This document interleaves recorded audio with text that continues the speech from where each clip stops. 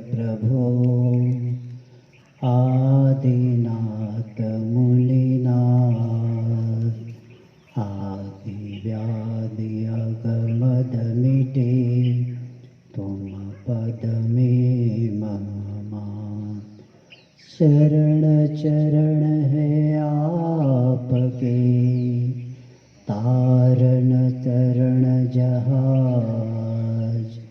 भवदटि तट तक ले चलो, करुणा कर जिनराज, करुणा कर ऋषिराज। देवादिदेव से आदिनाथ भगवान की जय। आचार्य गुरुवर से विद्यासागर महाराज की जय। परम पूज्य 108 अक्षय सागर मुनि महाराज की जय। भारत एक पुण्य और पवित्र भूमि है। इस भूमि पर, इस वसुंधरा पर महान योगी लोगों ने जन्म लेके योग का अंतिम लक्ष्य को प्राप्त किया। और हम लोग सौभाग्य मानते हैं ऐसे पवित्र पुण्य भूमि में हम लोगों का जन्म हुआ है। पहला मुझे उल्लेख करना पड़ेगा, पुण्य और पवित्र भूमि क्यों कहा? जो आत्मा को पवित्र बनाता है उसको पुण्य कहते हैं। और इसका ज्ञान मिलना बहुत मुश्किल होता है। तो ऐसे वसुंधरा पर हम लोगों को भाई जन्म हुआ है, और जो लक्ष्य उनका था वही लक्ष्य हमारा भी है। और इसी लक्ष्य को लेके अपने को आज का विषय में प्रारंभ कर रहा हूं कि योग क्या होता है और योग को प्राप्त करने वाला पात्र कैसा होना चाहिए, और योग करने का लक्ष्य हमारा क्या होना चाहिए। इस सब बातों पर बहुत अच्छे से कम समय में अपने को ज्ञात करके लेना है। योग शब्द अन्य अन्य दर्शन में प्रत्येक व्यक्ति ने इसको, प्रत्येक महर्षि ने, ऋषियों ने हमारे सामने रखा है। जैन दर्शन में योग का अर्थ बताया है, आत्मा के प्रदेशों में जो परिस्पंदन होता है इसको योग कहते हैं। और वह योग को प्रभावित करने वाला कौन होता है? तो उन्होंने कहा मन वचन काय के द्वारा ही आत्मा में जितना परिस्पंदन होता है उस परिस्पंदन को रोक कर मन वचन काय को एकाग्र करना ही ध्यान है। पतंजलि ने बताया चित्त का निरोध करना ही योग है। और चित्त को हम निरोध कैसे करें? इसीलिए हम और एक शब्द आता है, आत्मा परमात्मा से जुड़ जाना ही योग है। और योग के बारे में बताया है कि मन का ठहराव, चित्त की शुद्धि और व्यक्तित्व की जहाँ समग्रता होती है और जीवन का जो संतुलन होता है, यही सच्चा योग की व्याख्या है। मैंने दो तीन शब्द रखा, मन का ठहराव, चित्त की शुद्धि और व्यक्तित्व की समग्रता जिसमें होती है। और जहां जीवन का संतुलन होता है यही योग की सच्ची व्याख्या है।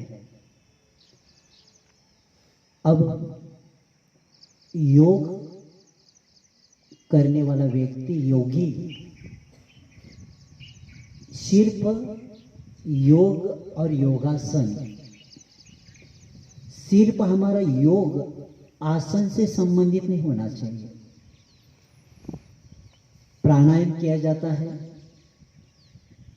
वायु अंदर लिया जाता है, बाहर छोड़ जाता है श्वास, लेकिन अगर सिर्फ शरीर के स्वास्थ्य के लिए हम योगा कर रहे तो समझ लेना योग शब्द को हमने नहीं समझा। जहां अंतस चेतना की जागृता होती है उसको योग कहते हैं। अगर अंतस चेतना जागृत नहीं हुई हमारी, वो सोई है, तो हम योग करने क्या किया। और ये भी लक्ष्य रखना कि ज्यादा साल तक हमारा शरीर काम करे, ज्यादा दिन संसार में हम संसार के भोग भोगे, इसलिए योगासन मत करना। इसलिए नहीं करना सिर्फ आप शरीर को ठीक रख रहे हैं लेकिन आत्मा के ऊपर आप घात कर रहे हैं। इसलिए घात कर रहे हैं क्योंकि जो योग करता है उसका लक्ष्य चरित्र का निर्माण होता है। जो योग करता है उसका लक्ष्य विषयों से दूर होता है। और पतंजलि में आया है कि वीत रागता का ही विषय उसका रहता है। तो इसीलिए योग, और जिस तरह योग से मन का ठहराव, हमने एक शब्द रखा चित्त के निरोध को, अब मन को हम कैसे ठीक करें। आहार शास्त्रियों ने और मानसिक वैज्ञानिकों ने बताया है कि हमारे मन के लिए ज्यादा प्रभाव पड़ता है आहारों का। जब तक हमारा आहार, आयुर्वेद में बताया है, जो भोजन हम करते हैं उसमें 3 भाग बनते हैं। एक ज्यादा प्रमाण में मल के रूप में, मध्यम में मांस और रक्त, और तीसरा अंश बताया मन। जैसे खावे अन्न वैसे होवे मन। पहला हमें आहार का विवेक रखना पड़ेगा। डॉक्टर होवेन विदेश के है, उन्होंने एक जगह बताया है कि काम का वासना का उद्रेकता का कारण है आहार का विवेक नहीं रहना। जब तक आहार का विवेक हमारे पास नहीं आता तब तक हम हमारे मन को कंट्रोल नहीं कर सकते, क्योंकि हमारे नीतिकारों ने बताया है कि मन एवं मनुष्याणाम कारण बंध मोक्षयो बंधाय विषय सक्ता मुक्ते निर्विषयम स्मृतय। बंध और मोक्ष जो होता है प्रत्येक आत्मा को, उसके लिए एक मन ही कारण है। मन के द्वारा ही हम पाप करते हैं और मन के द्वारा ही पाप को धुल सकते हैं। जैसे मैं उदाहरण बताना चाहता हूँ कि जो विषय से आसक्त रहता है व्यक्ति, पंचेंद्र विषयों का, मैं गीता की बात आगे करूंगा, तो जो व्यक्ति विषयासक्त हो जाता है वह बंध को प्राप्त होता है, और जो विषयों के पीछे रहता है उसका मन उसका काबू में नहीं रह सकता। इसलिए निर्विषयम वही मुक्ति को प्राप्त कर रहता है। और इसीलिए पहला हम मन को ठीक करें। मराठी में कहा जाता है मन जिंके तो जग जिंके। हमें जग को नहीं जीतना है, खुद को जीत लिया, पूरे विश्व को हमने जीत ही लिया। तो इसीलिए मन आहार के अनुसार ही हमारा मन बनता है। इसीलिए कहा गया है, इस उदाहरण को स्पष्ट करने और एक मैं उदाहरण रख रहा हूं कि चित्तेन जनितम पंक जलेन जनितम पंक जलेन परिशुद्धते, चित्तेन जनितम पाप चित्तेन परिशुद्धते। जल के द्वारा कीचड़ बनता है और कीचड़ को धोने के लिए क्या चाहिए? जल। किसके द्वारा कीचड़ बन गया? जल के द्वारा कीचड़ बना। लेकिन कीचड़ को धोने के लिए क्या चाहिए? जल ही चाहिए। उसी तरह मन के द्वारा हमने पाप किया तो मन के द्वारा ही उसको हमें क्या करना पड़ेगा? शुद्ध करना पड़ेगा। और उसके लिए योग एक अमोघ ऐसा जैन दर्शन में इतना बड़ा काम है योग का। अन्य देशों में योग तक नहीं पहुंच पाएंगे और नहीं पहुंच सकते, क्योंकि जहां अध्यात्म होता है भारतीय संस्कृति की नींव है। क्योंकि इसी योग का प्रतिष्ठापक अगर कोई है, मैं आपके सामने रख रहा हूं, हठयोग दीपिका में पहला शब्द मंगलाचरण में बताया, श्री आदिनाथाय नमस्तु। मैं आदिनाथ को नमस्कार करता हूं जिन्होंने योग की प्रतिष्ठा किया, प्रतिष्ठापक रहे। और इसीलिए उन्हीं के द्वारा, इसलिए मैंने मंगलाचरण उन्हीं का किया, क्योंकि उनका मंगलाचरण में यही दूसरा लाइन यही था, आधि व्याधि अगमिटे तव पद में मम्मात। आधि व्याधि शारीरिक मानसिक और अगण्य पाप मिट जाए, इसलिए मैं आपके चरणों की क्या कर रहा हूं? वंदना करना, इसलिए मंगलाचरण में रखा। तो मैं ये कह रहा था कि मन को हम जिस तरह पाप हुआ लेकिन दोष अपने हैं और अपने दोषों को खुद निकाले बिना आत्मा की शांति नहीं मिलती, और योग के द्वारा हम ये काम कर सकते। तो मैं आहार की बात कर रहा था। आहार 3 प्रकार के होते, एक तामसिक होता है, राजसिक होता है और एक सात्विक होता है। जो तामसिक होता है वो निकृष्ट होता है, जो राजसिक होता है वो मध्यम होता है, और जो सात्विक होता है वो सबसे उत्तम होता है। क्योंकि निकृष्ट भोजन करने वाला व्यक्ति कभी भी योग की ओर और आत्मा का कल्याण का और सुख शांति को प्राप्त नहीं कर सकता। क्योंकि योग प्राप्त करने का लक्ष्य है सुख शांति। मैंने पहले बताया कि हमारी भारत जननी किसकी है? योगियों को जन्म देने वाले, क्योंकि उन्होंने तो सुख शांति का मार्ग हमें बताया। और ऐसे जब हम उस जो निकृष्ट जो तामसिक भोजन करता है वह विवेकहीन कर्तव्य शून्य व्यक्ति होता है। उसके पास धर्म कर्म गुण दोष इसका कुछ भी ज्ञान नहीं होता, क्योंकि मन उसका इतना क्रूर बनता है कि वह अच्छे भाव कर ही नहीं सकता। तामसिक में अंडा है, मांस है, और एक भी बात बताना, जमीन कंद भी तामसिक में आता है।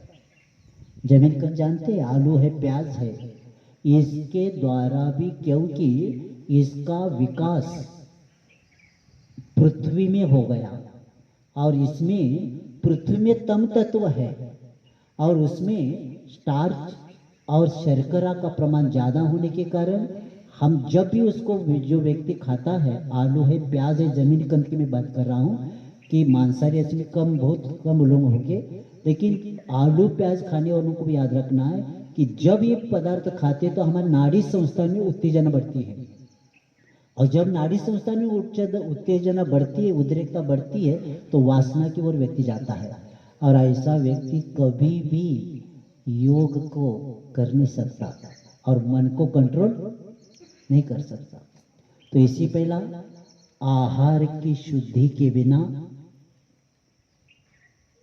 एक जगह हमने पढ़ा था, आहार से अंतःकरण शुद्धि होती है, अंतःकरण की शुद्धि बुद्धि निश्चल बनती है, बुद्धि निश्चल बनने से संशय विभ्रम निकल जाते और मुक्ति के हम पात्र बन सकते हैं।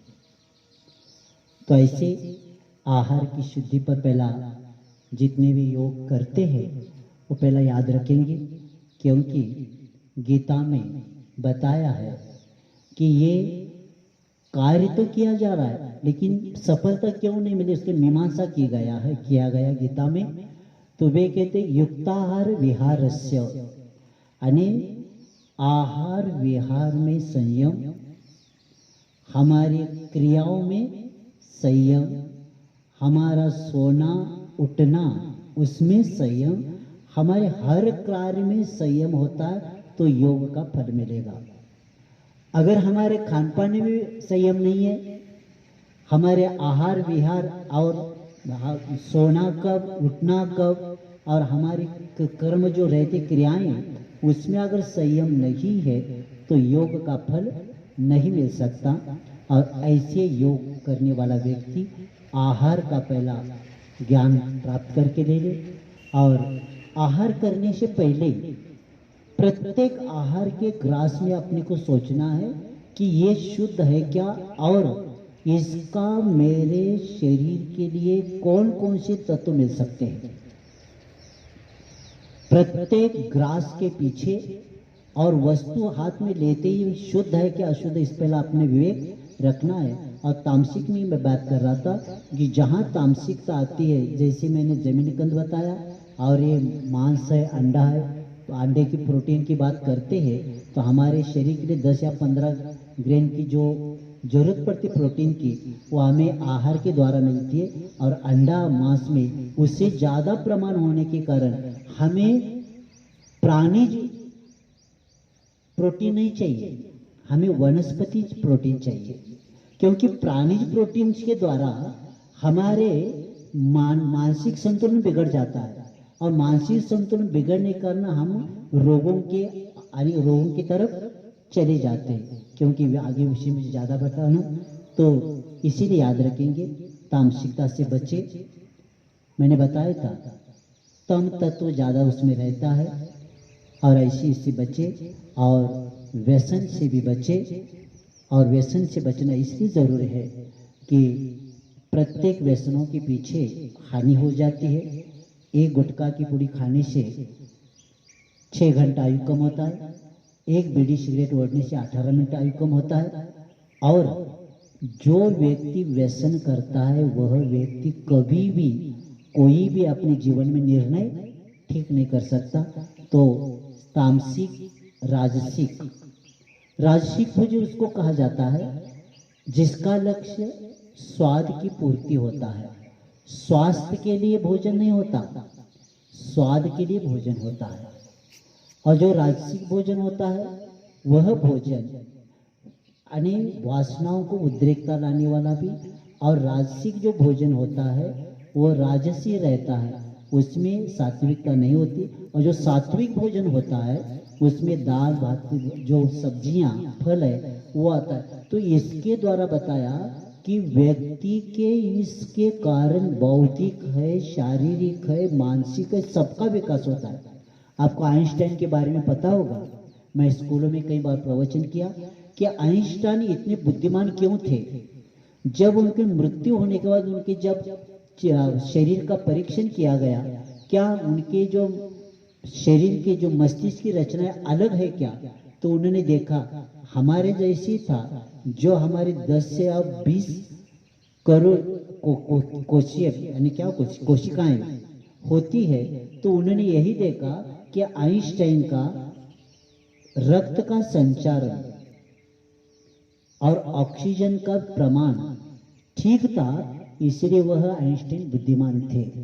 और ये तामसिक वाले क्या करते, जो खाते ना, जो शरीर में जो रक्त बनता है उस रक्त में रुकावट आता है संचार में, और संचार में रुकावट आने के कारण ये बीमारियां शुरू हो जाती है। तो हमारे रक्त के संचारण में रुकावट नहीं आना, आगे मैं चिकित्सा बताऊंगा उसमें कैसा करना भी बताऊंगा।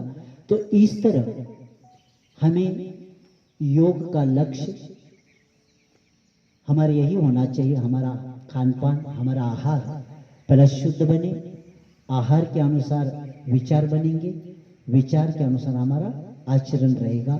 तो ये बात होने के बाद आहार के बाद मैं आगे बढ़ रहा हूं। अब हमें योग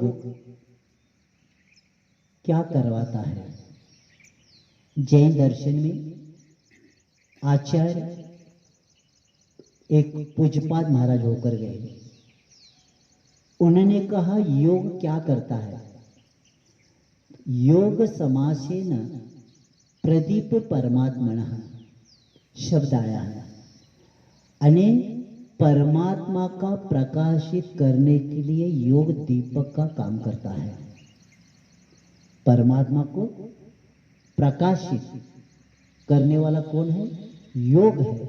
और योग के द्वारा ही हम इसको प्राप्त कर सकते हैं। उसके लिए उन्होंने ये बताया कि प्रत्येक आत्मा परमात्मा बन सकता है। यहां से हम पहला योगी लोग पहला ये प्रारंभ करेंगे कि योग हम परमात्मा बनने के लिए किया जा रहा है। ये पहला लक्ष्य बनाना, इसलिए बनाना क्योंकि योग करने वाला व्यक्ति सिर्फ शारीरिक स्वास्थ्य नहीं, आत्मिक स्वास्थ्य भी चाहता है। स्वास्थ्य और स्वस्थ, शारीरिक स्वास्थ्य पूजा जाता है और आत्मस्थ होते हैं तो उसको स्वस्थ बोलते हैं। जो व्यक्ति आत्मा में रहता है उसको स्वस्थ कहा है, और जो बाहर आता है उसको क्या कहा है? स्वास्थ्य उसका बिगड़ गया। बाहर क्यों आया? अंदर अच्छा नहीं, अंदर पहुंचा नहीं, इसलिए बाहर आ गया। और योग कहता है बाहरी पदार्थ से संबंध टूटना ही योग का लक्ष्य है।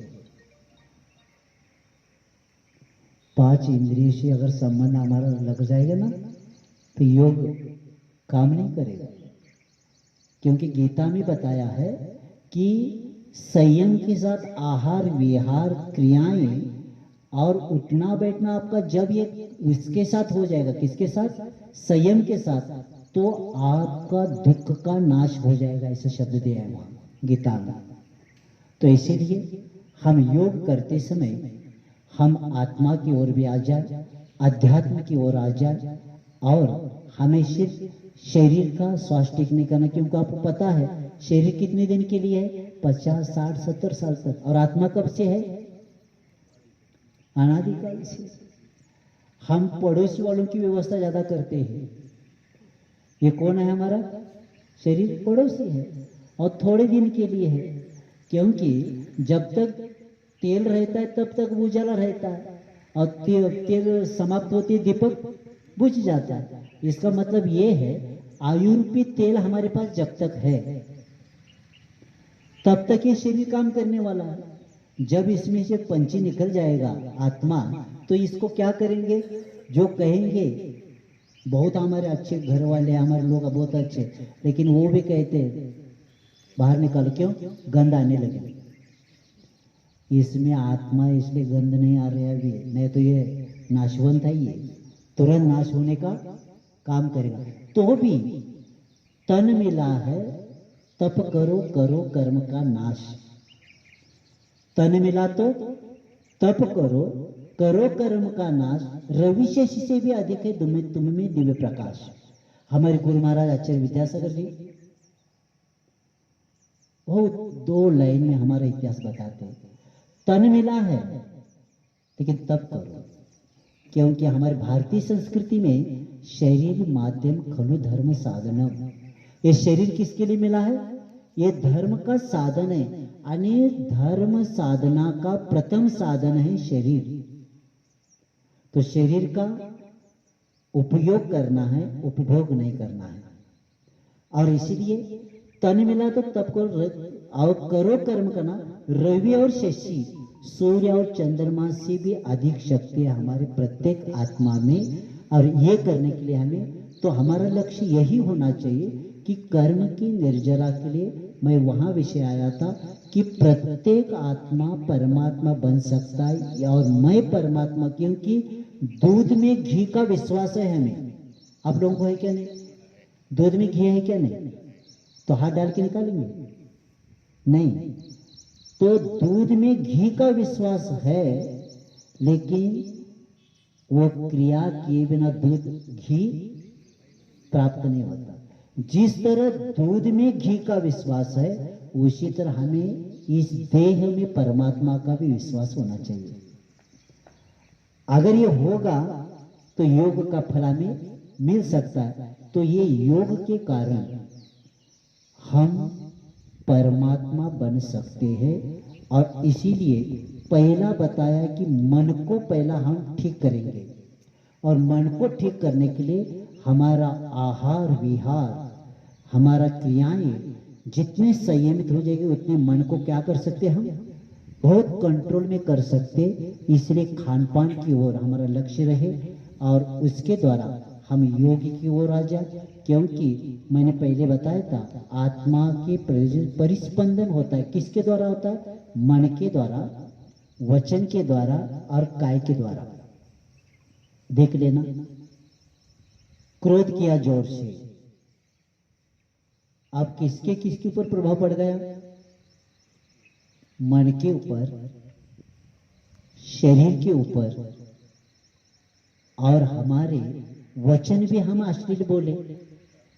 अब देखो उसके द्वारा क्या हो गया, तो विज्ञान कहता है क्रोध करने वाला व्यक्ति क्रोध तो करता है, लेकिन क्रोध करते समय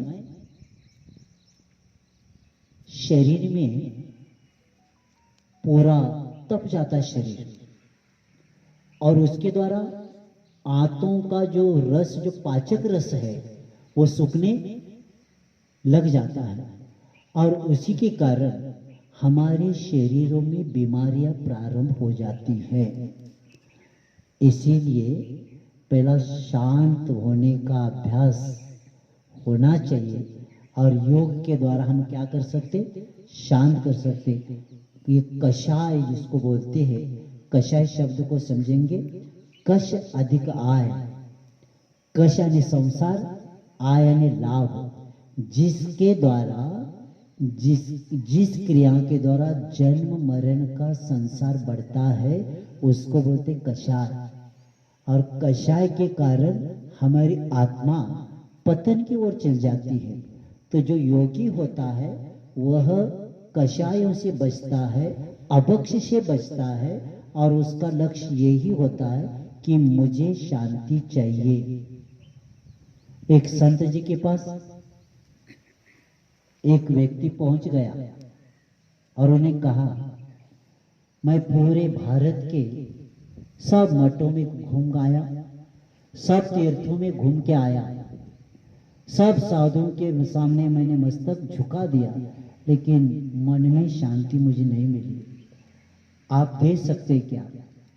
तो संत जी के पास एक कुछ वस्तु थी, साइड में रखी, उसको हाथ में लेते हैं और संत जी कहते हैं कि वो बंद करने से पहले वो देखा था उन्होंने, वो बंद करके कहते उस बगीचा में जाके इसको लाना, उस वस्तु का जो हीरा जो भी वस्तु है। उन्होंने कहा उस सामने वाले बगीचा बहुत अच्छा बगीचा है, वहां से लाना। उन्होंने कहा क्या कह रहे हैं? तो उन्होंने क्यों, आपकी मुट्ठी में है और मुझे वहां क्यों भेज रहे? तब संत जी कहते शांति बाहर नहीं है, हमारे पास है, बाहर क्यों घूम रहे हैं आप? तो उसी तरह योग के द्वारा ही हम शांति को अपने में प्राप्त सकते हैं। हमें बाहर शांति नहीं ढूंढना है, क्योंकि शांति सुख का संदेश देने वाला ये योग है।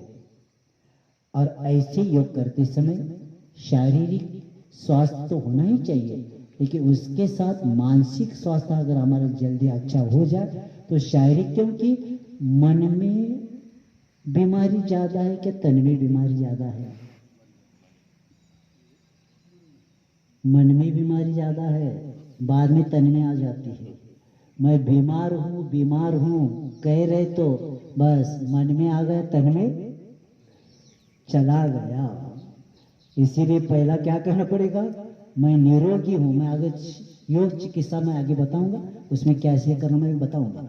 तो इसीलिए पहला हमें याद रखना है कि हमारा शरीर के स्वास्थ्य के साथ आत्मिक स्वास्थ्य इतना प्राप्त कर सकते हैं कि जीवन में इतना आनंद आएगा, आपको आनंद के लिए भी समय कम पड़ेगा। और इसके लिए हमें खान पान का भी एक मैंने बताया, हमारा रहनीमान आवश्यकताएं कम हो। अभी हम दुखी क्यों मालूम है? हमारे पास किसी का नहीं, हमसे ज्यादा पड़ोस के पास, इसलिए हम दुखी है। घर में किसी की कमी नहीं, कमी है क्या किसी की? किसी की कमी नहीं। बस हमारे पड़ोस वालों के पास गाड़ी है, हमारे पास 2 चाकी गाड़ी है, उनके पास वो कब आ जाए, इसलिए हम परेशान हैं। घर में खाने के लिए कमी नहीं, सब शांति है, लेकिन हम दूसरों की ओर देखने के कारण अशांति को प्राप्त करते जा रहे। खुद की ओर देखो तो अशांति की कुछ जरूरत नहीं। तो इसके बाद मैं आगे बता रहा हूँ, खान पान और आवश्यकताएं कम। और अब योग चिकित्सा क्या होती है मैं बताना चाहता हूं। 1 सप्ताह में या 15 दिन में आपका आरोग्य,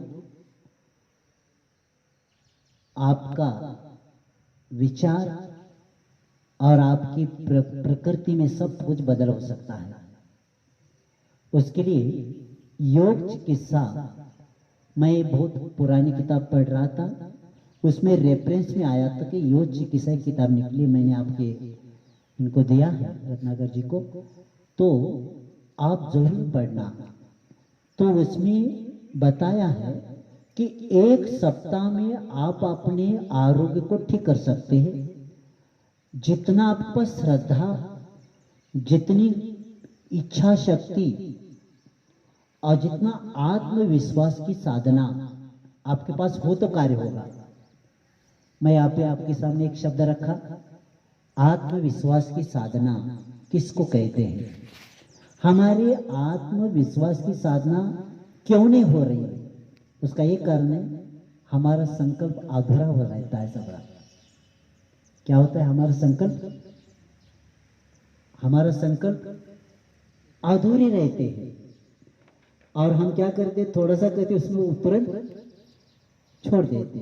और जहां अधूरे संकल्प रहते हैं वहां आत्मविश्वास की साधना नहीं हो सकती।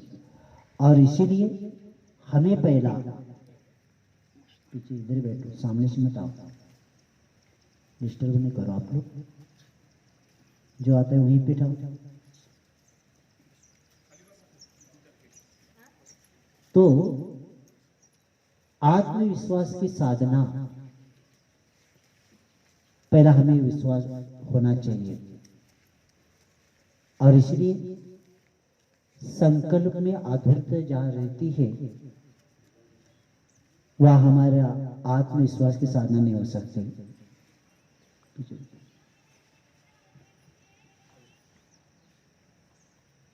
तो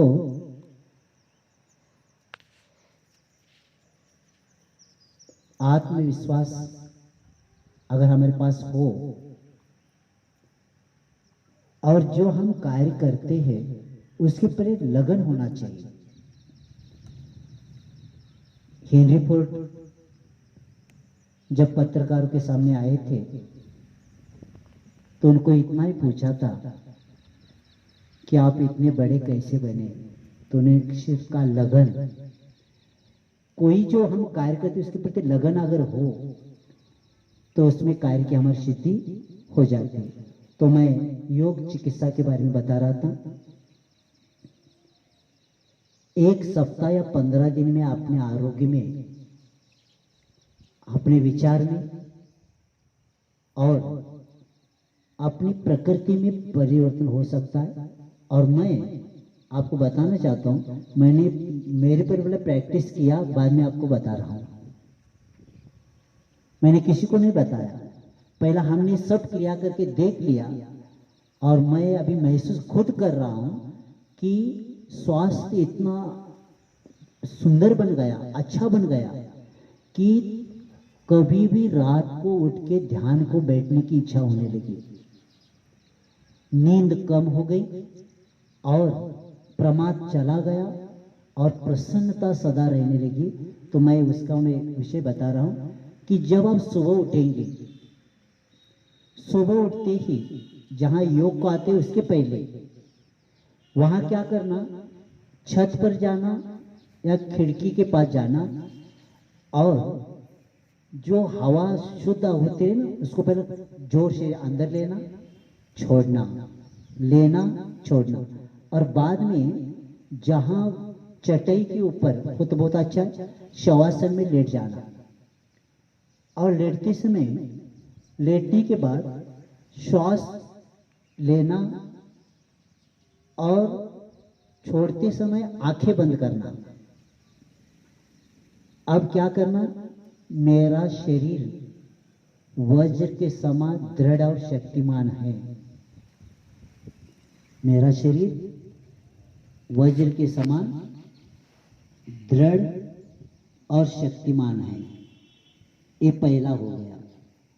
बाद में पूरा शरीर इतना, योगियों के लिए पूज्यपाद महाराज जैन दर्शन में हुए, उन्होंने कहा शरीर को कैसे करना, काष्ठवत तख्त देहा, जैसे लकड़ी को फेंकते ना वैसे शरीर को फेंकना, यानी थोड़ा भी उसमें अभी उपयोग नहीं लगाना, एकदम शिथिल हो गया। और बाद में मन में श्वास लेकर भाव करना, मेरा शरीर वज्र के समान दृढ़, ये श्वास लेते समय, और छोड़ते समय शक्तिमान है। और इसको ऐसे छोड़ना, और पूरा उपयोग अपने शरीर के ऊपर लगाना, आंखें बंद करते ही हाथ इतने ऊपर चोटी से लेकर नाखून तक धीरे धीरे उपयोग लगाना। तो आपको भी महसूस होगा कि मेरा शरीर क्या हो रहा है, दृढ़ वज्र के समान हो रहा है और शक्तिमान हो रहा है, क्योंकि मैंने अनुभव किया। और उसके बाद दूसरा पॉइंट है उसमें, मेरे हाथ और पैर और शरीर के सब स्नायु मोटे, कठोर और सुदृढ़ है। ये श्वास लेकर ये बोलना और छोड़ते समय वो सब पूरा होगा। और ऐसे बनना, मैंने बाद में महसूस किया मैं हाथ नहीं उठा पा रहा था। मैं क्या कह रहा हूं, हाथ इतना जड़ हो गया कि मैं उठा नहीं पा रहा था। तो ये हो गया दूसरा। और तीसरा, मेरे शरीर में एक भी कुछ भी रोग नहीं है। ये तीसरा, मेरे शरीर में एक भी रोग नहीं है, ये करना। और चौथा पांचवा आगे का अंतिम पॉइंट है, संपूर्ण मेरा शरीर अलौकिक चेतन शक्ति से परिपूर्ण है। संपूर्ण मेरा शरीर अलौकिक चेतन शक्ति से परिपूर्ण है। और ऐसे जाएंगे ना तो 10 या 15 मिनट का आपका ये अगर हो जाएगा तो सबसे बड़ी योग चिकित्सा हो जाएगी आपकी। ये हो गया आप योग को आने से पहले। अब यहाँ से जाने के बाद क्या करना, तो यहाँ से घर जाने के बाद एक 5 या 10 मिनट के लिए आपको शवासन लगाना है। और उस वक्त क्या करना है, तो यहीं पे लगा सकते।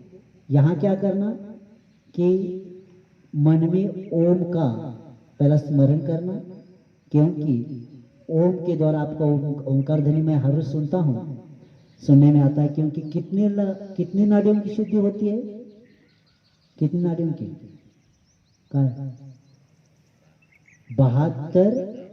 72,000 नाड़ियों की शुद्धि होती ओंकार ध्वनि से। ओंकार ध्वनि करने वाला व्यक्ति अपने 72,000 नाड़ियों की शुद्धि कर सकता है। तो ये पहला मन में ओंकार का एक स्मरण करना, और बाद में मैं सुखरूप हूं। उसके बाद मैं बलवान हूं। उसके बाद का विषय है मेरा रुधिर सब नाड़ियों से निरामय वेग से भ्रमण करता है।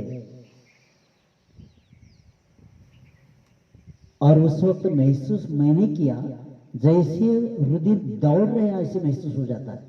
और पहला क्या करना, मैंने वो चित्र मंगवाया कि पार्ट हमारा कौन सा कहाँ है, शिराएं स्नायु जठराग्नि कहाँ है, और अपने आते कहाँ है इसका भी थोड़ा सा ज्ञान करके लेंगे ना, तो उसके द्वारा क्या हो जाएगा, तो मेरा रुधिर शरीर में सब नाड़ियों से निरामय वेग से भ्रमण कर रहे, तो पूरा आपको नाखून यहाँ तक पैर तक उसका क्या हो जाएगा, उपयोग लगाते महसूस होगा कि उसका क्या हो रहा है, भ्रमण हो रहा है।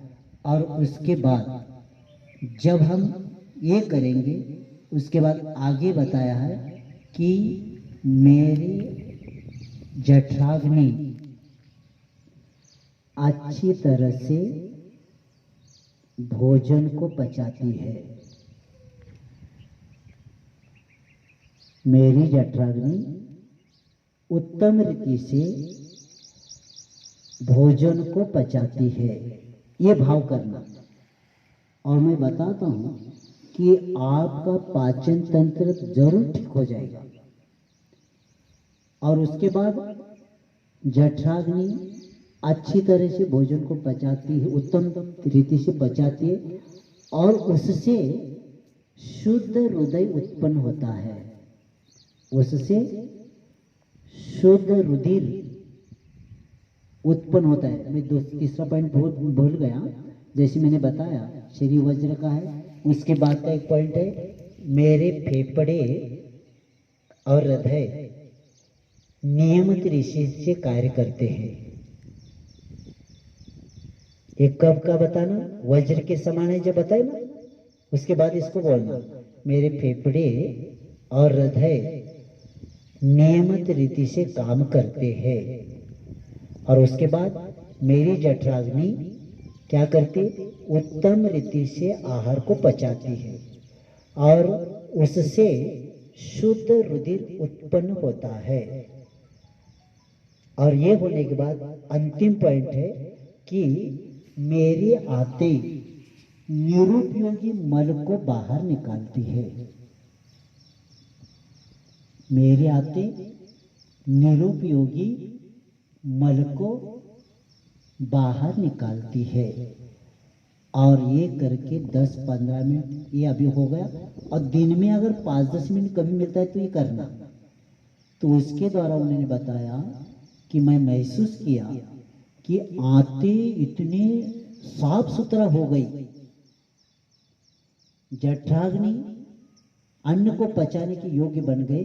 बिना दवा से योग की चिकित्सा हम कर सकते हैं। और ये किताब उस लेखक का नाम नहीं, क्योंकि एक नाथुराम प्रेमी बहुत होकर हमारे जैन दर्शन में होकर के जिन्होंने शास्त्र छपवाने का मुंबई में शुरू किया था, तो उन्होंने ये छपवाया है।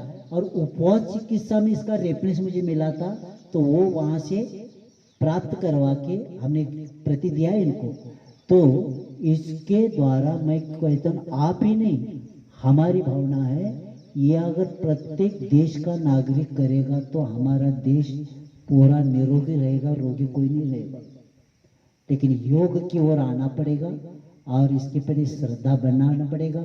और ऐसे, क्योंकि समय आपका 1 घंटा पौन घंटा हो गया वैसा, तो इतना याद रखेंगे। क्योंकि इसके पहले कह रहे थे 10-15 मिनट आ जाइए, तो हमने कहा करना है तो अपने अच्छा ही कार्य करना है, इसीलिए सबके सामने आने का सौभाग्य मिल गया। लेकिन ये कार्य संख्या बढ़ना चाहिए, प्रत्येक परिवार में योग शुरू होना चाहिए, तो बीमारियां नहीं हो सकती। क्योंकि खान पान का विवेक आना ही योग के योग्य शरीर बनना, और ये बन के हम अपना कार्य कर सकते। तो योग परमात्मा को प्रकाशित करने वाला एक दीपक है। योग के द्वारा व्यक्ति आत्मा परमात्मा बन सकता है। और अभी जितने भी परमात्मा बने हैं, प्रत्येक आत्मा को इस योग का आधार लेना पड़ा। और ऐसे योग करके हम हमारे जीवन में, हमारे लिए, प्रत्येक व्यक्ति के लिए इसका उपयोग हो, ये अपने सबको भावना बनाए। और संख्या बढ़ना चाहिए, क्योंकि प्राय करके रिटायर होने के बाद ही लोग यहाँ योग की ओर आने की कोशिश करते, क्योंकि शरीर काम नहीं करता, क्योंकि जवानी किसको मानती नहीं। जवानी में ये कुछ दिखता नहीं, जब गड़बड़ होने लगा रिटायर, का टायर, जब इंद्रिया शिथिल होने लग जाती है तब लगता है अब जल्दी जाना पड़ेगा, इसलिए थोड़ा सा क्या करेंगे, शरीर को ठीक करेंगे। नहीं, पहले से करिए, अंतिम समय तक ये काम में आएगा, क्योंकि ये नौकर है, नौकर से हम अच्छा कार्य करके ले सकते, लेकिन मालिक क्या हो गया अभी, आत्मा मालिक है, आत्मा नौकर हो गया और शरीर मालिक बढ़ गया, इसलिए सब गड़बड़ होने लगा। तो इसलिए अपने जीवन का लक्ष्य आत्मकल्याण बनाइए, परोपकार, धर्म रक्षा और आत्मकल्याण ही हमारा लक्ष्य है, ये हो जाए। और योग जैन यानी भारतीय संस्कृति में योग का महत्व बहुत है, क्योंकि मैं वैष्णव के ऊपर और आहार के ऊपर ज़्यादा इसलिए बोले, समय कम है, अभी इसकी किताब संभावना निकलने वाली है, उसमें देख सकते, क्योंकि अभी भागवत में हमारा एक प्रवचन हुआ था, उसमें इस विषय को हमने खमगांव के पास मलकापुर पास एक गांव है, वहाँ 15-20 हजार जनता के सामने प्रवचन हुआ था, उसमें ये बडनेर में इस विषय को मैंने रखा है। और इतना याद रखेंगे कि योग विद्या धाम, मैंने सोचा ये योग ज्ञान धाम क्यों नहीं कहा, ये योग विद्या शब्द क्यों रखा, क्योंकि योग का ज्ञान हो तो काम हुआ ना, नहीं, अंतर है। योग विद्या शब्द में बहुत विषय भरा हुआ है, यानी जो योग किया जाता है ज्ञान नहीं, विद्या, सा विद्याये विमुक्तयः आता है ना, यानी विद्या प्राप्त होती मुक्ति के लिए मिलती है। ज्ञान जैसे साइंस है, अर्थशास्त्र है, इसको ज्ञान कहते हैं, ये निर्वाह के लिए हो गया। ज्ञान जो मिलता है, पढ़ाई जो होती है, वो निर्वाह के लिए होगा जो, लेकिन विद्या जो होती है वो आत्मा के विकास में इसमें सम्मिलित हुआ है, यानी विद्या उसको कहा जाता है जो मुक्ति का हमें ज्ञान देता है, उसको क्या बोलते, विद्या बोलते। और ऐसे योग विद्या धाम में ये आज जैसे बताया था वैसे आज कल शाम को लोग कहते बारिश है, हमने कहा पुण्य है इन लोगों का, ऐसा नहीं होगा, किसी ने कह दिया कि वहाँ कुछ होने वाला है, ऐसे कुछ नहीं होता, जिसका पुण्य का, क्योंकि पुण्य का ऐसा होता है, संसार में सबकी चोरी होती है लेकिन पुण्य की चोरी नहीं होती, तो उसके द्वारा कार्य हुआ और साधक और बढ़े और आगे भी कार्य होता रहे, अहिंसा परम धर्म की।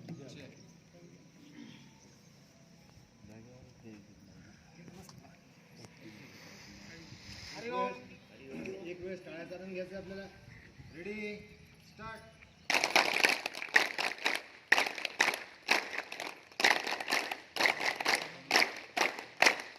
महाराजांच्या एवढ्या हृदयस्पर्शी वक्तव्यानंतर मी काही बोलणं योग्य नाही मुळात।